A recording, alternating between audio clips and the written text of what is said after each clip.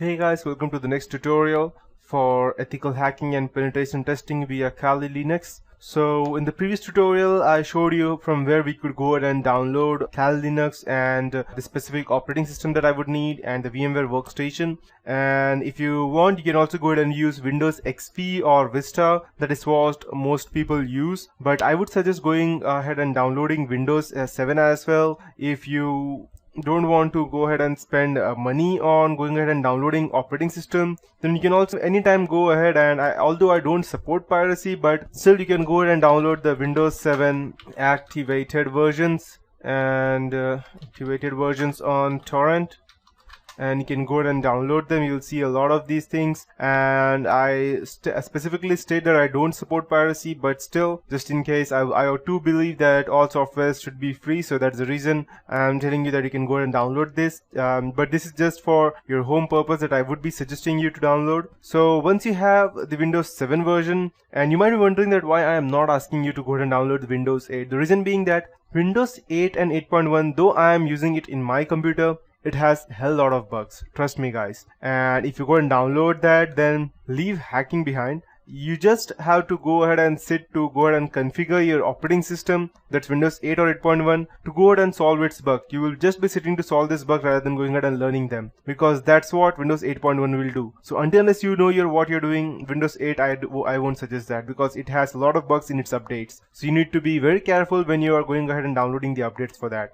So speaking of Kali Linux, as you know how to go ahead and download that, I'll show you how to install that. And whenever you install any kind of operating system in a VMware, you will see it over here on the left hand side, and whichever system you have. So I'll just go ahead and tell you how we can go ahead and start downloading installing the Kali Linux. So, and just before I go ahead and show you how to install the Kali Linux, I'll also go ahead and open my notepad. Let me check.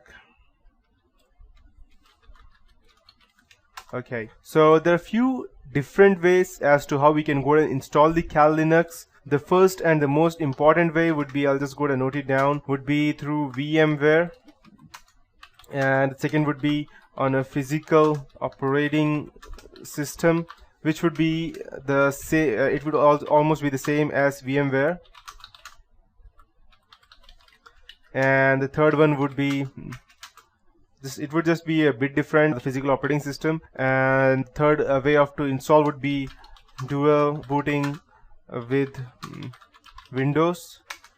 The fourth way would be to go ahead and this is one of the toughest way, because I know that a lot of people would be using Macintosh or a Mac rather than a normal laptop. The reason being that it's far more faster and softer to use to that operating system, but still there would be some people who would want to dual boot it on a Kali Linux. I know that people who are using MacBook will not go ahead and replace Macintosh OS X, but still there are ways how you can go ahead and dual boot that. So I'll also go ahead and teach you that in this tutorial, and this would be for the OS X version. And the last and the final one would be, I'll just go ahead and mark it is important.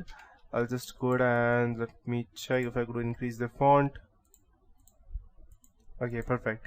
And the last and the most important thing as to how, if you ask me or any penetration tester, how they actually go ahead and they don't use it in any specific PC or any laptop. The reason being that it leaves, although Kali Linux is extremely, or I can say the best operating system we ever had in penetration testing or hacking, there's still ways how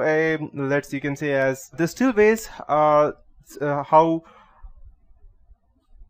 a forensic investigator can go ahead and trace it back to you. So that is the reason most people don't go ahead and install it physically, either VMware or any other thing. If you're using VMware, then I would suggest also going ahead and downloading the Whonix version, because that makes you almost anonymous. And just in case you don't know what Whonix is, I'll also go ahead and show you.